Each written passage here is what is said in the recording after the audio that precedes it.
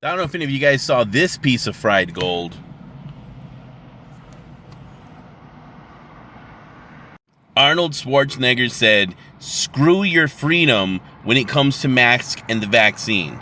Now, I suppose a case can be made for somebody making an argument that everyone in society should do their best to try to, lighten the load of us going through this pandemic together.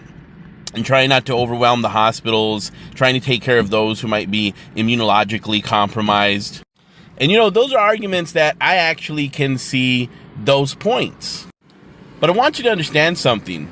When you have someone like Arnold Schwarzenegger, who has a lot of influence in our society, he was the governor of California, he's obviously a cinematic icon, and he's going to come out on the media and say something that is so inherently stupid that he's just basically blowing the whole plot. Now, Arnold knows all about movie plots and plot twists, and this one, well, can't say that we didn't see this coming. But I'm glad that he's putting it out there. I want you guys to pay very close attention. What is this pandemic about? This pandemic is about control and about oppressing civilians and turning them into subjects to the powers of the police state. Now, it might sound like Arnold was just being kind of bombastic or whatever when he said, "Screw your freedom." But the fact of the matter is, had it came from anyone else, I'd probably say that was the case. But who is Arnold Schwarzenegger exactly? You see, Arnold came from the same village in Vienna, Austria, as somebody that I love very much, my Uncle Heinrich. My Uncle Heinrich adored Arnold Schwarzenegger. He loved him, he praised him. He even had stamps from Austria that had Arnold with the American flag behind him. Because even people in Austria, including Arnold, know that America represented freedom to the world. That's why he came here, for the freedom of opportunity to achieve all that he has in his life.